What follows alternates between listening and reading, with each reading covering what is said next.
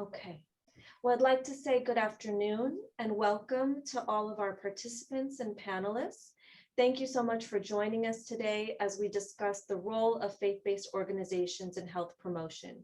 I wanted to give a special thanks to my partner in champion, Ms. Anita Parker, the Community Outreach Director at St. Luke A.M.E. Church, who will be co-moderating this session with me.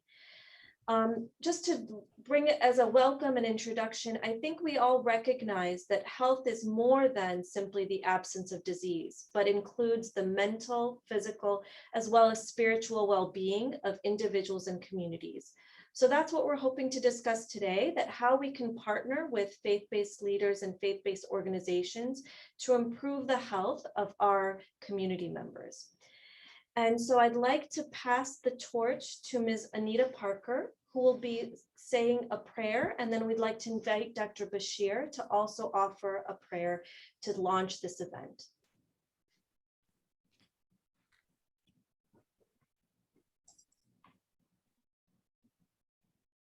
Giving honor to God, who's the head of my life, Father God, we thank you for this day.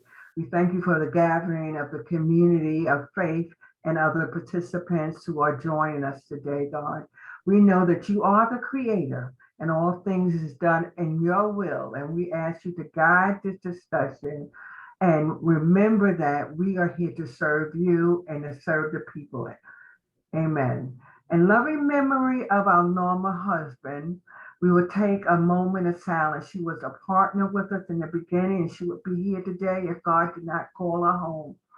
And I would like to take a moment of silence. Thank you.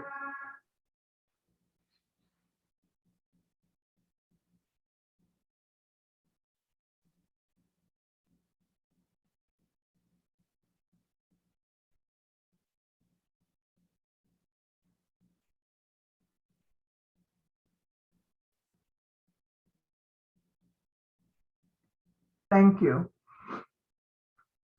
You're welcome. Dr. Bashir, if you'd like to offer a prayer. Yes, I'm going to offer Surah 103 from the Holy Quran, and it's entitled Al-As, which in English means the time. I will render it in Arabic, and then I will go through the English translation, if that's okay. Bismillahirrahmanirrahim. Wal-Asr, innal insana lafi khusr, illa alladhina amanu wa amilu salihati wa tawasaw bil haqq wa tawasaw bis sabr. Reads like this in English. Verily, by the token of time, surely humanity is indeed in loss, except for those who believe and do good deeds, and counsel one another in the truth, and counsel one another in patience. Amen. Thank you, Dr. Bashir. You're welcome. So I'd like to invite Pastor Frazier to get us started on this conversation with just sharing with us what is the role of a faith-based organization in health promotion activities. And perhaps you could speak about, who faith leaders are and some examples of faith-based organizations in action to promote health. Mm-hmm. Thank you for that question, and so much gratitude for the institutions that have collaborated to make this event happen and to be in this particular dialogue. I feel like the role of faith-based organizations in health promotion is three-pronged. I feel like the first for me is to minimize the stigma of seeking out health care resources, particularly when it comes to mental health, which is my area. I think the second role is also to be a bridge for holistic care and connecting people to not only medical institutions, but also holistic practitioners, whether who are involved in doing body work and alternative ways of healing, as well as to support people in being aware of health disparities, particularly in communities that are under-resourced. I am remembering a story of why I got into the work of in looking at the intersections of mental health and being a minister. I was serving as a chaplain resident at a level 1 trauma center in Atlanta, Georgia, and happened to have a patient on my surgery ICU unit that we were in conversation about at an interdisciplinary team meeting. And this gentleman, who was 23 years old, African-American male, decided to castrate himself, attempted to castrate himself because of his inability to allow his sexuality and spirituality to coexist. And I found in sitting with this young man that he felt like God was calling him to be a eunuch. And for me, I had no idea about mental health presentations, but he was also hallucinating and feeling like he was seeing a eunuch outside of his window.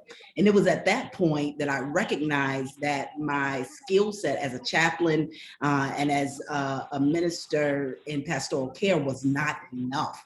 And I went to social work school to be a better spiritual leader because I needed some more practical tools to support the people that I believe that I am called to serve.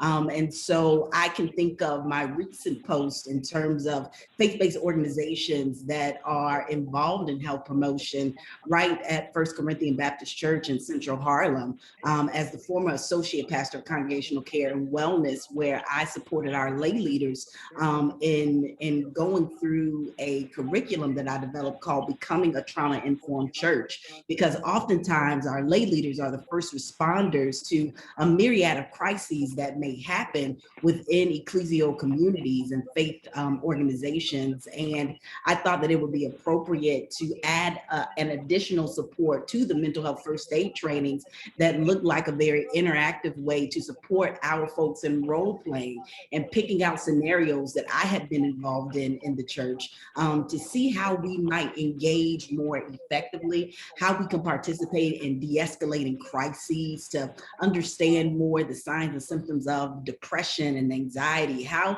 to resist re-traumatization, even when we're in our church spaces and we are a hugging community. But what does it mean to ask for consent? What does it mean to engage someone who is possibly considering suicide and not be I guess encumbered by your own anxieties, because you have some tools to know how to engage and have that conversation. I'm also remembering the necessity as faith-based organizations commit to health promotion to be a space where really all are welcome. I think it's one thing to say it and actually another thing to actually be a space that where you can feel it when you walk into the doors. I had a wonderful experience in 2019 while serving as the founding executive director of the Hope Center, which is a free mental health facility in Harlem connected to First Corinthian Baptist Church, where a young man was in a moment where he came in very intoxicated and high, had used some substances that he hadn't used before, and came to the Hope Center because he said, I knew that I could come and I wouldn't be judged. And to be able to be that space that someone could come to because they recognize that we were attached to a faith institution that is very trusted in the community, that they would experience a place where they could simply be as they came down, was tremendous for me, and the effectiveness that faith-based organizations can have when it comes to promoting health. Thank you so much for sharing those powerful stories. You know, I was struck by several things that you said. First, I think you pointed out that faith-based organizations and faith leaders often serve as a very safe and trusted partner in the community. And so that is a unique skill set that I think that we need to recognize, that we could work together as partners to really benefit the health and wellness of individuals and communities, because faith-based organizations are that safe space, as you mentioned, and that they are often the first responders, as you point out. So I think that there are ways that we can have knowledge exchanges to empower our colleagues and partners with the skills that they need to tackle some of these difficult issues. But I think that, you know, these issues often carry a lot of stigma, and you as a faith leader are well positioned to address that. I wanted to invite some of our other panelists to comment on what Pastor Fraser said, if you wanted to add to that, in terms of, you know, the role that the faith-based organization and leader takes in terms of promoting health. Dr. Matthews, did you want to add something? Yes, hi, good afternoon, everyone. Thank you for this space, as Pastor Fraser just mentioned, the space for us to be able to come together as a community and share share with regards to how we as faith-based organization promote health within our communities. And I want to say that faith-based organizations, we are missionaries, in that we spread messages, good news, and that we also provide aid to communities through these lenses. So faith-based organizations, we are a great ally for health promotion activities. You know, we can reach underserved, under-resourced communities that's experiencing any type of health disparities and health inequities, which we have all seen, you know, through this pandemic that was brought to the forefront during COVID-19 pandemic. Faith-based organizations are also on the front lines during these crises. They are what we call, or what the state call, essential workers, right? We provide community members with access to health information, both mental, as Pastor Fraser mentioned, and physical. We supply food to communities in needs, as well as members in need. During the pandemic, St. John's Baptist Church, and as well as many other churches and mosques throughout the boroughs, opened their doors to provide food to community members. We saw that there was a food desert. There was many communities, many members that didn't have access to food. A lot of the stores were closed, and the ones that were open, food was limited. So we opened our doors to provide food to the community. We served food, as well as provide PPE supplies to residents who needed masks, hand sanitizers, soap, etc. So we are the true missionaries in this community. We are gatekeepers. We are who community members rely on, you know, in times of crisis. So that's my input. Thank you, Dr. Matthews. Maybe we'll ask Dr. Bashir to give his input on those questions. And also, you know, what do you think that health professionals and the medical enterprise need to know if they're interested in community engagement? And if you wanted to address any of the previously posed questions as well. Well, I come from a community that has a different experience than what my two colleagues had mentioned, because a woman could go in for social services, but because she's wearing a kimal, something like that, she's treated as other, and services are not forthright in terms of dealing with her needs. I've looked at the healthcare situation from a historical perspective. Like I had mentioned the other day, that many people are aware of the book of medical apartheid.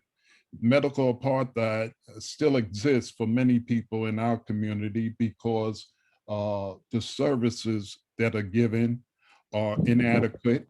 The services are usually dictated without a community response from the people who work in the community, as my two colleagues had mentioned. And because of that, there is a gap that still exists and needs to be filled. We also have an issue in terms of health in terms of crime. We have trafficking going on in many of the urban communities that's not being addressed. Domestic violence is a healthcare issue. It's not being addressed. We work with men in terms of batterers intervention, teaching men other ways to present their issues of dissatisfaction, so forth and so on, in a more sociable way. And where does the healing begin? For instance, I've been on many panels like this, and their idea of healthcare was that you go to a doctor and you get some pills or a remedy, and then someone sends you home. But we don't look at the many tropes that lead to mental health conditions. One of the papers that I did as a graduate student at CCNY was they asked the question, why don't Black people report they have migraine headaches? Migraine headaches is often something that you just can't take a pill for and it goes away. You need to see a doctor, really, with some kind of skills in terms of what's going on through the central nervous system, so forth and so on. But when you check the history of African Americans in this country, they frequently had what they call shape-up job. You go there, somebody picks you. If you're not there on a frequent basis, you don't get picked. So a person who had a migraine headache and was trying to support their family would go and try to work and do the work, whatever it was, picking cotton or whatever, even though they had a severe headache. How did they deal with that headache? Many of them took to self-medication, be it drugs, alcohol, or whatever.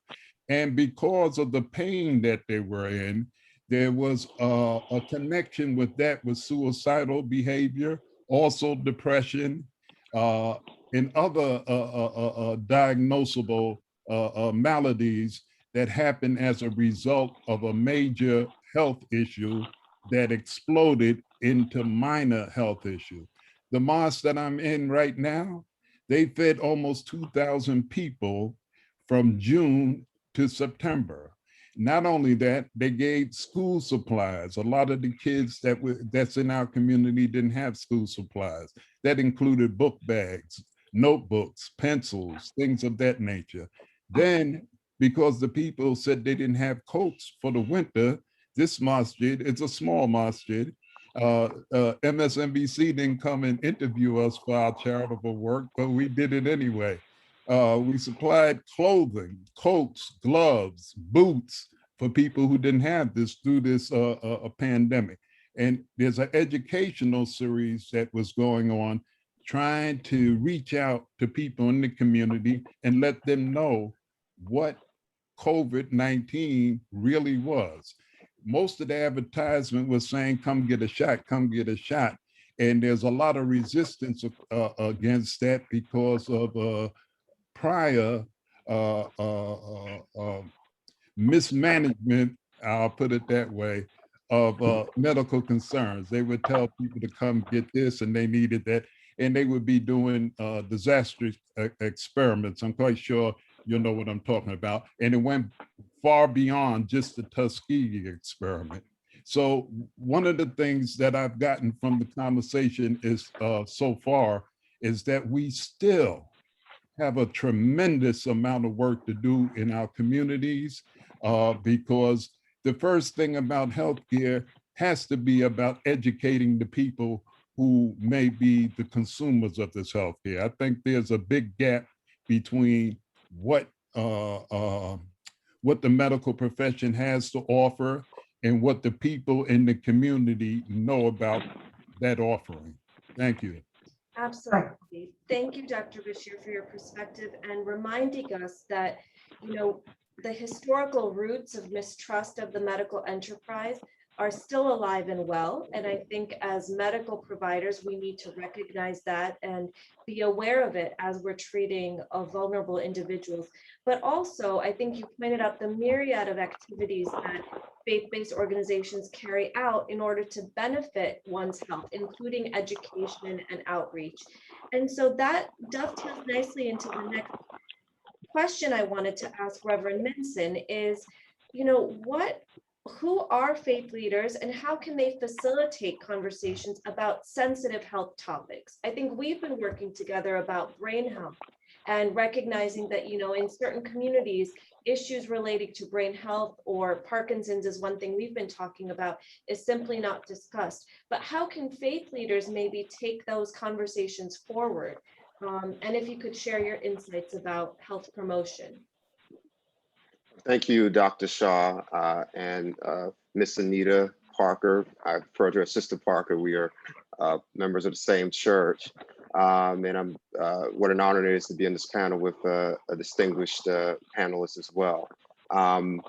And to your question, as a minister, also a former pastor, who are faith leaders, I think that oftentimes when we think of that subject, we want to, our mind tries to go to someone who has a national or international platform that can do these things. But the faith leaders that are closest to the people are those who are pastors or ministers of churches, imams in our communities. These are the individuals who are closest to the people and have the best tools to project health promotion in our disadvantaged communities. Certainly at St. Luke, one thing that we do coming from the South, which wasn't a very common thing, certainly when I left there about a decade, around a decade ago, is this discussion about sexual health. For instance, making sure people have access to, condoms and other things that we're talking about these issues, because these HIV and these other diseases are prevalent in our communities because we don't talk about it. And unfortunately, we've taught that if we don't talk about it, then no one will do it, when the exact opposite is true. So we as faith leaders have to be bold and intentional about talking about these issues with respect to our communities. And the best way that we move forward with that is being honest with our communities. Serving as a pastor, I think that one thing we learn when we think about health, we have to think about health holistically. Sometimes we think about the things that we eat, we think about exercise, but we often forget about the mental aspect of health. And that is something that is indeed a very, very, we're getting a little bit of feedback, so we'll pause until that goes away. Can everyone mute their mics, please? Amen. So, well, and one thing that we certainly did learn is that mental health is something that is very much that challenges our community. And in particular, from my context of Black church, to be a parishioner in the Black church is to deal with trauma. To grow up and to be Black in this country is to live in trauma. And from the context of the Black church, that has been where people have gone to escape the trauma that we have endured in our societies, that we've gone there for refuge. And we give it different names, but it's in fact an issue of mental health. And that's something that we just have to put more focus on and talking about that. And I'm grateful to Dr. Shaw and to Ms. Parker for allowing us to do that. We've done some symposiums on mental health to allow people to think about it in a new way, in a different way, so that we can reach out to people, because mental health affects people from the youngest to the oldest in our community. And until we deal with that, we're going to continue to have problems that go from one generation to the next generation to the next generation. And I think it's important for us to try to deal with it now so that we can deal with these issues in a way that heals us, as opposed to continuing to pass along hurt, pain, and misunderstanding. And that includes all faith communities, whether we're Jewish, whether we're Muslim, whether we're Christian, whether we're non-believing. I think we all have to work together to make sure we're doing all that we need to do to help our communities. Thank you, Reverend Minson, excuse me. Very fun. You know, and I think that you brought up really great points about kind of stopping the silence that's around a lot of these issues, in particular mental health issues, brain health issues that aren't discussed. And so just bringing that to the forefront and creating an environment where people feel comfortable having those conversations and asking those questions. So I'd like to pose a question to the whole panel in terms of, you know, how can health professionals and faith-based organizations best work together? And also in this effort to collaborate on health issues, how can various religious institutions come together for the community? What resources do faith organizations need? And what skill sets maybe do we need to come together to gain?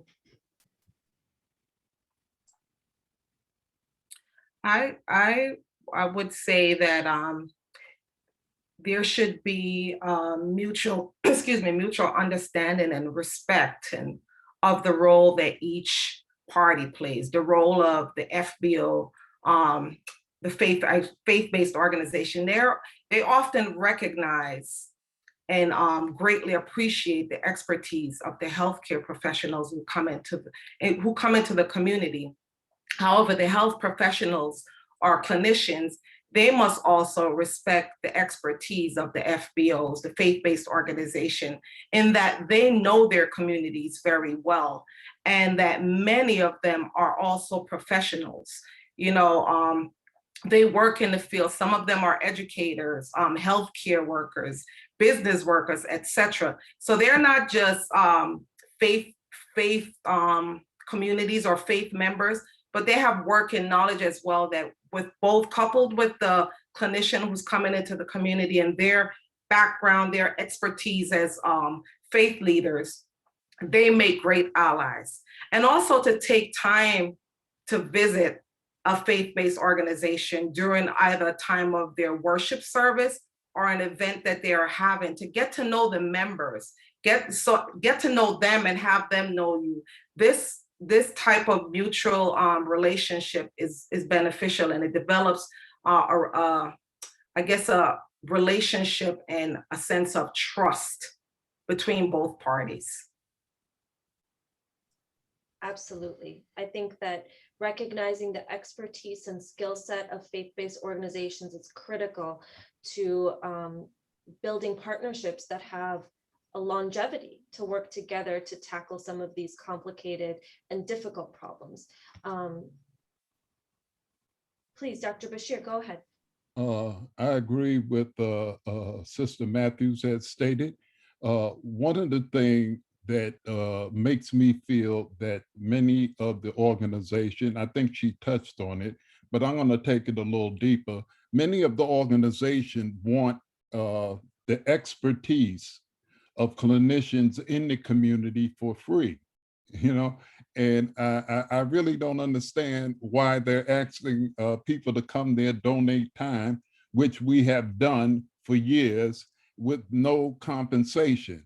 When I was attending Columbia, you know, they paid me to go there, and I would give presentations. I got honorariums of $500. I know they have the money, but it's always a thing about, you know, we're not recognized fully as professionals. We're looked upon as just a bunch of people who want to volunteer and things of that nature. And I think Sister Matthews hit on that point, and I'm just extending it a little further. I would view a serious commitment to the clinicians in the community if they were reimbursed for their time, at least, you know, not just a token to get on the subway and come down. These are professional people. I've looked at the resume of all of my colleagues here, and they're outstanding. And still, no one will say, well, let's treat them like they are professionals and reimburse them for their time. That's what most doctors, social workers, lawyers, and whatnot, that's what you pay for their time, because time has a price. And people are doing this hard work without any reimbursement. I think that going back to community organizations that want to fill the gap that we have in terms of professional health has to really look at the financial aspect also. Agree, Dr. Bashir. I actually was going to say that. But I also want to add that as researchers and clinicians, don't just come into the community to gather information, but also leave the community with a skill so that they can become more informed and they can educate themselves and others. And also include them at the table, invite them to the table to get feedback and suggestions for health interventions. You know, we know the communities very well. Hire staff also who looks like the community, you know, when you are working with them. Hire people who look like whoever it is that you're trying to reach. You know, that's what I just wanted to add that piece. But really, that piece with the skill set, that's something valuable. You know, we had at St. John's Baptist Church, we had a couple of years ago, we had different interventions. We partnered with Columbia University on I think it's a it's an In Touch. The church partnered with Columbia University, and they provided a curriculum to the members where they learned a skill set. They learned how to do blood pressure reading. They learned how to, you know, do little finger stick for diabetes testing. It was a long, I think a 6-week curriculum, and they trained them, and they were able to not only learn as an individual, but they were able to take the skill set out into the community when they're having health events. They didn't need to necessarily reach out to a health facility to be able to come out to provide blood pressure screening or this finger stick test. The members themselves knew how to do it. So they were able to do it at health fairs. They were even able to do it after church on a Sunday, you know, have a little health initiative, and church members were able to, you know, come downstairs and get a finger stick, you know, get their blood pressure read. And so that is a valuable skill set that members from the healthcare clinicians can share with community faith leaders. Okay, maybe I was not clear. I wasn't talking about people in the community gaining some expertise in some area. I'm talking about the experts that's already in the community that has built up a residue of trust by working in the community, sacrificing their time, some of them to the point that they may have left gaps in terms of their families to go out and do work for their community. I'm talking about if they are considered experts in that area, like any other experts, I think that they should have some kind of financial reimbursement for their time if this is a serious endeavor, because I got $500 from Columbia just to speak for 1 hour. So I know they got the money. Now I like to know about the distribution of some of that to some of my people here that's talking, who have gone to all kinds of schools. And I know they had to pay for it. Maybe they got a partial scholarship or something like that, but they have the expertise, and people want to tap into that expertise, but they want to treat them like they're people that just came off the street. And as you see the resume of everybody here, they made a serious commitment to whatever expertise they decided to go in. And I think that needs to be recognized on a professional level. Agree. I was talking about a different issue as well. I agree, and I understand that. I'm also talking about when healthcare clinicians come into the community, in addition to that stipend piece, as well as recognizing the skill set of members of these faith-based organizations, not as volunteers, but as actual experts in the field and compensated. That's a totally different thing. I'm talking also about when you come into— Well, that's what I'm talking about. Yeah, I'm talking about experts being recognized as experts and being Yes, treated as experts. exactly. But when they also come into for example, I'm saying the church, leave them with some type of skill set so that they can also empower their church or their faith-based organization and their community members. Well, they had a truck that used to go around and it would check for HIV, AIDS, blood pressure. What was your blood pressure? A lot of people didn't know that blood pressure is a silent killer. You may not have any outward signs, but you may be over the top in terms of your blood pressure. I myself was a victim of that until they called me in for Agent Orange, which I got in Vietnam. I served 2 years there. I didn't know. My blood pressure was like 190 over 170, some crazy numbers. The nurse was shocked. She called the doctor. They immediately took me in the VA hospital down on 23rd Street and First Avenue in Manhattan.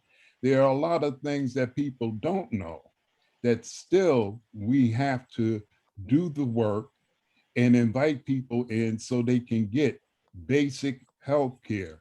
Health care has been ignored in many of our communities since 400 years ago. So it's not considered a routine thing. People usually think about going to the doctor when they're in fear of dying. Then they said, okay, I got to go to the doctor, because the medical profession has been quite abusive in the Black community, as Eugene had mentioned, and there has built up a tremendous resistance that people like my colleagues and myself are trying to unpack. One of the things, if I may interject at this time, that as the professionals come into the community, clinicians, and give the service, we also, as trusted members in the faith community, need some additional skills in regards if they could train. Someone may see the doctor there with us standing. They won't go to that doctor, but they know that I'm there and they look, okay, I do, they will go and get their blood pressure checked. Right. We have had doctors come in from different hospitals doing blood screenings, blood pressure check, but the member of the church had to be present, in touch, which at St. Luke A.M.E. Church, we had several of our members trained, and they are professionals, but they still went through In Touch because they was part of the church. Mm-hmm. And they got paid, for whatever service they did in the community outside of the church. But again, I agree with people, professionals being paid for the time they give and do, but also service. I believe in service as a missionary, as a faith-based leader, and for God be the glory. I'm going to do what I have to do to make sure our people get the service we need. And still, we have financial obligations of our own, but we must look at, if they won't do it for us, we got to do it for ourselves and fight for that. And I think that's where we're looking at right now. What can the clinician or professional like Columbia or the institution can help us and pay people at a decent salary, like the professionals in our congregation, in the community, and get them involved. So I think that you're both, and others have talked about that if we're to have a true partnership, there has to be mutual respect and acknowledgement of the skills that everyone brings. And I think that is in part demonstrated by a financial commitment to one's time and energy and efforts. But the other thing I think that we keep hearing throughout this symposium is the issues of mistrust and hesitancy with the medical enterprise, given the historical roots of that mistrust. So I wanted to ask the panelists, and perhaps Pastor Frazier, you could enlighten us, but how do faith-based organizations address these issues of mistrust and hesitancy, particularly in light of the work that you've done? What are the specific tools that faith-based organizations use to educate and address those tough to tackle topics? Mm-hmm. Thank you for that question. And I want to echo everything that Lisa and Dr. Bashir have said. I think that faith-based organizations tackle the mistrust by really having honest conversation with the institutions that seek partnership and with each other. I cannot do this work of mental health advocacy and offer services without talking about structural racism that is very much present, as Dr. Bashir said, in the medical system still, where you have Black men who are either overdiagnosed or misdiagnosed with schizophrenia, often because their emotionality is seen as psychotic. You have Black women who are experiencing postpartum depression and usually don't have access to proper treatment. You have 50% of youth, Black youth, who are 50 times more likely, at least, to present with signs and symptoms of bulimia and can have the same exact symptoms as their white counterparts and are not diagnosed at all. And so these issues have to be talked about. I think cultural humility and cultural competency comes with relationship building. And I think oftentimes institutions attempt to partner and do the work collectively without building relationship, and relationship takes time. I just submitted a grant recently through Gilead Sciences Faith Coordinating Center at Wake Forest University, Divinity School, since I am now here in Charlotte, North Carolina, where this is my hometown. I moved from New York last year, and so it's good to be back home, but recognizing that faith-based organizations, particularly within the African diaspora, so I'm thinking about organizations that are in the Islamic community, organizations that are in the Jewish community that are Black, organizations that are in the Ifa or Risha tradition, an African traditional religious institution, as well as Black progressive Christian voices and traditional Christian voices. We don't do the work to know each other. I think that structural racism has done a number on Black folks mistrusting each other when it comes to how the multitude of ways that we engage faith. And so looking at transformative storytelling through listening sessions to really be able to do the work of building relationship. And I think that that's what needs to happen with these medical institutions, that we have to do the work of building relationship. It can't simply just be doing the work. There has to be some social emotional investment that we all have in supporting humanity and in evolving. Wow, thank you for those powerful words. Dr. Matthews, Reverend Minson, Dr. Bashir, would you like to add to that? I agree 100%. And that's why I always advocate for a multi-faith approach, not just Muslims and Christians and Jews. I invite Hindu partners, Jain partners, Sikh partners, unfortunately, who was mistaken for Muslims, and a lot of them paid a heavy price for that mistake. And as I stated, I try to have an inclusive thing, because many of us are facing the same social ills in our community. But to give you an example, we just went through a period with the brother that died in Minneapolis. And then because of what somebody said, a lot of hate was directed to the Asian community. So what did Congress do? Congress makes a separate law to stop Haitian violence, instead of making a law outlawing violence totally. They said, well, Haitians shouldn't be this, Haitians shouldn't do that, and Haitians shouldn't do the other.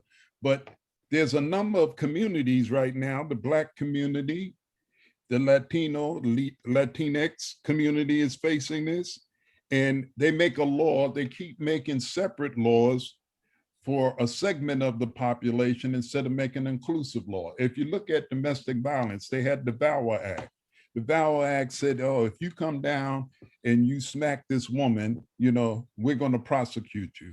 Unfortunately, the law sounded nice, but they never enacted the law in actuality. It was just something on the books. The other thing is, if I walk down the street and I smack somebody, I would be held for an assault. Why do I need a special law for women who got smacked? The same should apply. If you smack anybody, you should be held for assault. But when they put a set-aside law, this is only for women. and then they don't enforce that law, they still lead that group, that specialized group that they had, still lead them in the danger zone. And people celebrate when Congress said we passed the law, but we need to celebrate when Congress begins to enforce these laws, which they are not doing. So that's one of my points. And I applaud Sister Frazier for what she said.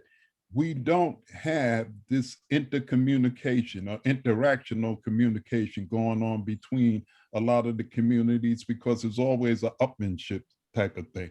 I'm going to lead because I have more members. I'm going to lead because I'm this faith. I'm going to lead because I'm that faith. Instead of let's all lead together. One of the things I do with youth is that I have a leadership training program for them, so they can learn to work together. I think I need to bring this program to the adults now, after Sister Kendra had mentioned it. So I think at some point, we have to learn to really work together without all the political shenanigans that's going on and without the control of politicians. Clinical groups are usually, clinicians as a rule, don't work with authority figures, In fact, a lot of times they're despised by authority figures because they have a different view. But we have to get to the point that we can talk with leaders and also present our view without feeling that because you're a political leader that you have some kind of rank over me, because I'm rejecting secularist approaches to working with people, and I'm dealing with more humanity because I have a higher authority to answer to. And if I may interject, I agree with everything that's been said. I think that the current rash of violence against particularly Asian Americans is reprehensible. And it is unfortunate that we are passing piecemeal laws to deal with it, as opposed to an equal rights amendment, which is constantly stalled in our national government, and largely because of institutional religion. Because they don't want to see LGBTQ plus people protected. They have issues in terms of women and how that's going to affect patriarchy. So there are a lot of issues for which we as faith leaders have to speak truth to power in our own faith traditions in that regard. So again, these kind of platforms are also helpful in that regard, so that we can speak to that. Right. So faith-based organizations, I think that we are on the right path. We're talking about it. I think that talking about it can't be the beginning and the end. What are we going to do once we have these discussions? What actions are we going to put in place? What are our Black churches that have faced violence based on our color? What are we going to say about the violence against Asian bodies? What are we going to say against violence against Indigenous bodies? What are we going to say against violence against LGBTQ plus bodies? What are we going to say about violence against Muslim bodies, Jewish bodies, so on and so forth? So we have to bring all this under one umbrella and say that if there's something done against someone else, another marginalized group is done against all of us. And we have to, raise those marginalized voices, take them out of the shadows and bring them to the center and say that we hear you, we love you, we support you. And just to prove to you that it's just not words, these are the things that we're doing. This is what we are doing to support you. So I think that is something that we need to do a better job as, just being, putting some action plans together to be a voice, understanding that is going to inevitably create some strife within organized religions in some sectors, not in all sectors, but we have to be prepared for the fact that we're going to step on some toes of individuals who believe that that's too progressive, or that's going too far, and that's often what we face when we're trying to do the work in our communities. Thank you for that. So I'm going to ask our participants if anyone has any questions to please put them in the chat. We do have one question already, which we can start with as others gather their thoughts. So from Dalton Haskins, they write, after establishing the relationship with the community, how do you teach the family the signs and symptoms of mental health issues? There is serious denial that many family members have. There are also problems in the Department of Education system of an inability to recognize problems that go on and on for years. How do we address these issues? So if any of the panels could take on, how do faith-based organizations teach families about mental illness and how to take steps to get those people linked and connected to the right services? I'd like to digress to what Brother Eugene said about speaking to all bodies as opposed to separating one body from the group, as was done, the divide and conquer type of thing. There has to be a difference in training or teaching from elementary school on up. We have people who are indoctrinated with domestic violence at the age of 3. I'll give you an example. There was a party for one of my grandkids, right? And I had a box of donuts, cupcakes from the bakery. Some of them were chocolate, some of them was vanilla, and some of them was strawberry, So one was brown, one was white, and one was pink. And I have my youngest grandson is this laid back, cool guy, he never runs with the crowd, he's an independent guy. So everybody had grabbed the cupcakes, and he came in maybe about an hour later and he says, Papa, I didn't have a cupcake. Could you give me a cupcake? So I just reached in the box, gave him a cupcake, and he looked at me and he said, well, I can't eat this. And I said, why not? It's a cupcake. He said, this is pink. I said, yeah, so what about pink? He said, you don't know pink is for girls, Pop? He was like incredulous that I didn't know this. And I said, well, where did you learn that at? He said, everybody knows that, Papa. This cat was only 3 years old. And I said, wow, so there is subliminal patriarchal themes being taught at an early age. So we wait till somebody gets to 20 and they're in a jail for beating up their girlfriend or whatever, or got beat up by their girlfriend. And you're now trying to teach him gender equality, but you have 20 years of built up stuff that you have to displace before you can get to the balance of equality. We need to have new looks at what is mental health, what is social health, and things of that nature, because we're always behind the 8 ball, because when we talk to a person that is in jail for domestic violence and whatnot, he's had 20, 30, 40 years. I'm not saying to discard him and say you can't teach old dogs new trick, but the longer this malady goes on, the more intensive the therapy has to be. I work with men. I've been working with men since 1981. And, sometimes it make my head spin on my neck, some of the things people come up with. So we need to do that in terms of mental health. I just got an article last night where they stated that infant mortality among Black women is higher now than what it was in slavery. And they had the percentage and the charts and all this kind of stuff. That to me is unbelievable. And one of the clinicians, a Black woman, stated that some of the hair products that women are using are causing disruption clinically, biochemically and stuff like that, because some of the stuff they were putting in the hair products, they put in explosive ordinances. What kind of mind came up with that solution for hair care? I don't know. So we really have to look at all of this. Thank you. Yes. We all understand that mental health is a big issue in society, a big issue in the Black community, and a big stigma within the churches, the mosque, etc. So one of the things that St. John's Baptist Church did, along with a partnership with St. Luke's A.M.E. Church, we partnered with the New York City Department of Health and Mental Hygiene on a mental health training program. I think it's Thrive NYC.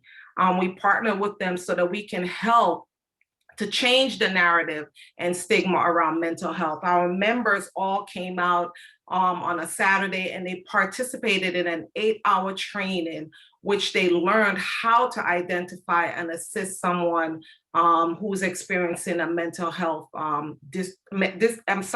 experiencing mental health distress.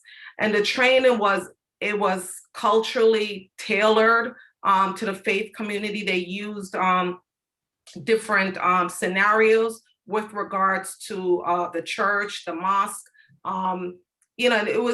They really incorporated and acknowledged the importance of faith and prayer with regards to mental health, but also they left the training allowed and I would say church because these were church members. It allowed the church members to recognize that God is a healer, but he also blessed us with doctors. So doctors to be able to address mental health issue. You can combine your faith and your prayer with the medical field to be able to manage the symptoms of depression and anxiety. And I think that was really, really great. We had a lot of great feedback from St. John's Baptist Church as well as St. Luke's A.M.E. with regards to how this was helpful to the community. It helped them to be able to talk about things that they were experiencing within themselves or even other family members.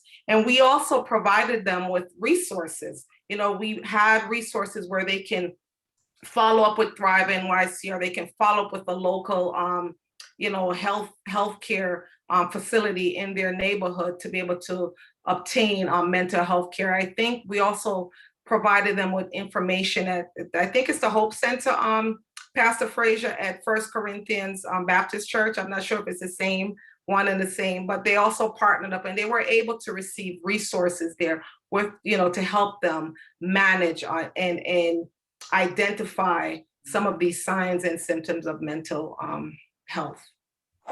Beautiful. I wonder if you still have that program. We still have the Thrive NYC is still around, but we at St. John's Baptist Church, we still provide members with resources. We have the resources there that they can access. I'd like to see that program, really. Okay. And there's also, they address the veterans. There's a lot, they did adolescents and adults, separate trainings. So, and also the veterans. So that's important, it's there. And we would also like to get to that information. We could collaborate further. But Reverend Minson had mentioned what St. Luke did during last year around August, how we began to look at the issue of mental health. Could you talk about that, Reverend Minson? Yes, we did, actually went through the training and such for that as well. Just to look for signs as a faith leader, I've learned that that's important for us to look for, especially in our young people. We'll be surprised by the level of mental issues that young people go through. And now that we are now coming out on the other end of COVID-19 and being locked down for a year, I was always concerned about kids not being in school because of that which they would be subjected to while still home. And we are yet to know the horrors that a lot of young people have endured being among adults. And that's something that our faith communities have to be on the lookout for in the coming years, because there's inevitably a lot of trauma, and we have to be able to look at that not even in our educational system, not stigmatizing them as troublemakers, but these are young people who are doing things to be heard, to be seen, to vent. I was a substitute teacher for a couple of years after graduating college, and I recognized that they didn't, kids don't come to school just to be mischievous or disruptive for the sake of being mischievous and disruptive. There's something behind that, and we have to have that sensitivity and that compassion to be able to listen to people, to direct individuals to the resources that they need, to be able to talk through these things, to get the help that they need, so that they can be productive in whatever settings that they're in, be productive in overall society, and so that they can, from their experiences, once healed and once equipped with the tools to deal with those things, that they can speak to individuals who've been through similar circumstances. I can't speak to individuals who've been there because I haven't gone through those things. How do we lift up people and empower them to be the change agents that we need? That it's not just only faith leaders, those of us who have the impressive resumes, but how we're using our lay people also to be those voices in our community, to be those healers, to be those individuals that can pinpoint what's going on. I think that is the important piece of mental health. This is also why we see now, because of the ease by which one can obtain firearms in our country, we see individuals engaging and using weapons against other, by way of guns against people, and why we have so many mass shootings in this country, because there's a serious issue with mental health that we have to address. And if we don't address it, people are going to act out in violent ways, unfortunately, until we actually deal with it. And our only answer isn't incarceration or the over-policing of our communities, particularly communities of color, which continues the cycle of trauma, the cycle of mistrust, the cycle of all the things that we're trying to talk about here and deal with. Those are things that we have to talk about and also get our political leaders involved in these discussions. It will be helpful we have political leaders even involved in these discussions, so that they can make policies that are helpful to communities and not strictly punitive. Thank you so much. And I think I'm mindful of the time. So it's past 1. I just wanted to say again that, I think we've learned a lot from this conversation, which we hope is just the first of many, about the role of us all as healers, I think, working together in partnership with mutual respect and acknowledging each other's expertise to help the health of individuals and communities. I wanted to again give great thanks to Ms. Anita Parker, Outreach Chair at St. Luke A.M.E. Church, and the church for its support in planning this event, as well as Dr. Lori Quinn and her Neurorehabilitation Lab at Teachers College for helping with organization of this event. And I wanted to give Ms. Parker the opportunity to also add some closing remarks. But from my side, thank you all so much for participating. We thank you, and thank you to all of the panelists. I want to say to everyone, thank you. It was a start. And Dr. Bashir, we will come together, Reverend Minson, Sister Lisa Matthews, Pastor Frazier. This is the beginning, baby steps. We have a long way to go, and I pray that you will continue to be with us through this process. We are trying very hard to change the paradigm, shift it. We're going to shift this paradigm. We're going to do this. And I'm asking, I thank you very much. And it was awesome. Thank you. Thank you all. Have a great weekend, everyone.